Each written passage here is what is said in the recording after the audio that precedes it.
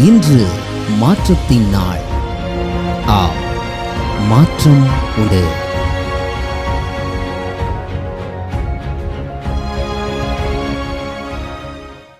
ஆண்டவராகிய இயேசுவின் நாமத்தினாலே மாற்றம் உண்டு என்கிற இந்த அனுதின தியானத்தின் மூலமாக உங்களை சந்திக்கிறதுல எனக்கு மிகுந்த சந்தோஷம். ஆண்டவரும் இரட்சகருமாகிய இயேசுவின் நாமத்தினாலே உங்களை வாழ்த்துகிறேன். சுகமாயிருப்பீர்கள் என்று விசுவாசிக்கிறேன். கர்த்தர் உங்களோடு கூட இருந்து உங்களை அற்புதமாக, ஆச்சரியமாக, மேன்மையாக கர்த்தர் உங்களை நடத்தட்டும் என்று விசேஷமாக நான் ஜெபிக்கிறேன்.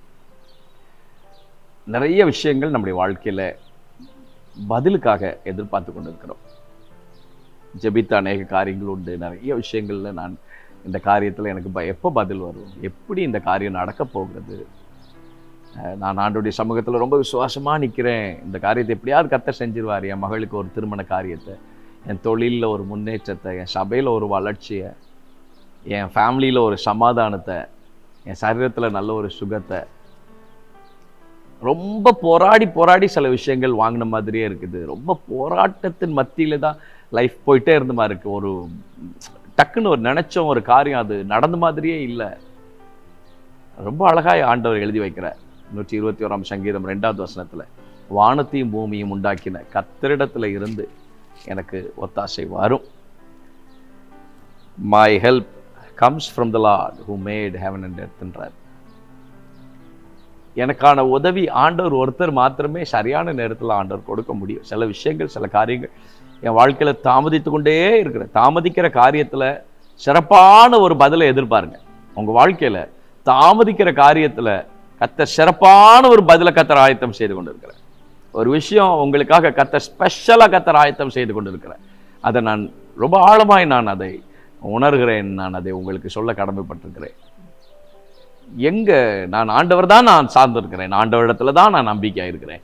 ஆண்டவர் தான் எனக்கு இந்த காரியத்தை தரேன். என் ஊழியத்தில் ஒரு வளர்ச்சியையும், என் சபையில் ஒரு வளர்ச்சியையும், என் குடும்பத்தில் ஒரு வளர்ச்சியையும், நான் சின்ன சின்ன ஆசைகள், சில விஷயங்கள் எல்லாம் ரொம்ப நாளாக எதிர்பார்த்து கொண்டே இருந்தது போல தோன்றுகிறது. கர்த்தர் இன்றைக்கு அற்புதமாக உங்களுக்கு சொல்கிறார்.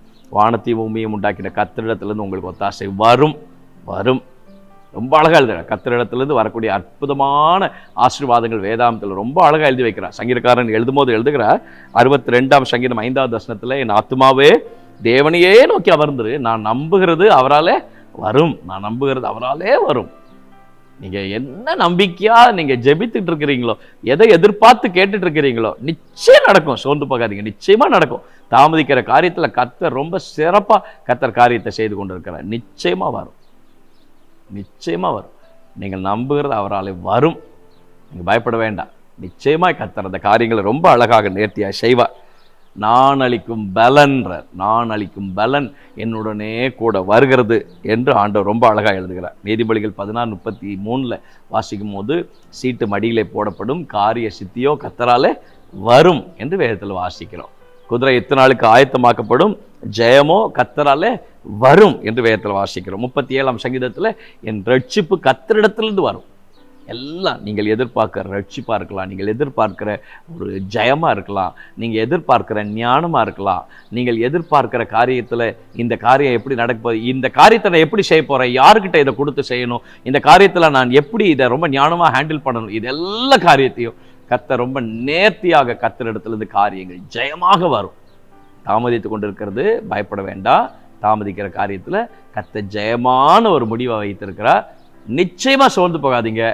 ஜெயமாக கர்த்தர் காரியங்களை அழகாக முடிய பண்ணுவார். கர்த்தரிடத்திலிருந்தே உங்களுக்கு சகலமும் நடக்கும். நிச்சயமாக கர்த்தரத்தை செய்து முடிப்பார். இயேசுவின் நாமத்தில் பிள்ளைகளுக்காக நாங்கள் ஜெபம் பண்ணுறோம். தேவனே, நிறைய நாட்கள் காத்திருக்கிற, போராடி கொண்டிருக்கிற காரியத்தில் நம்புகிறது கர்த்தரால் வரட்டும் என்று நாங்கள் ஜெபிக்கிறோம். கர்த்தாவே, எங்கள் பலனெல்லாம், எங்கள் ஆசீர்வாதங்கள் எல்லாம் உம்மிடத்திலிருந்து தான் வர முடியும். நீங்கள் தான் எங்களுக்கு அந்த நன்மைகள் எல்லாம் கொடுக்க நீர் உண்மையில் ஆண்டவர். நிச்சயமாகவே முடிவு உண்டு. உன் நம்பிக்கை வீண் போகாதுன்னு சொல்லியிருக்கிறீங்க. கர்த்தர் காரியங்களை ஜெயமாக, மேன்மையாக எல்லாருடைய வாழ்க்கையிலும் நீங்கள் நிறைவாய் நடத்தி தரும்படியாக ஸ்தோத்திரம் பண்ணி நாங்கள் ஜெபம் பண்ணி தொடர்ந்து உடைய கிருபை அதிகமாய் தாங்கட்டும். இயேசுவின் நாமத்தில் ஜெபிக்கிறோம் நல்ல பிதாவே. ஆமென். May God bless you. God will be with you. தைரியமாக இருங்க, சோர்ந்து போகாதீங்க. கர்த்தரிடத்திலிருந்து சகலமும் வரும். சோர்ந்து போகாதீங்க.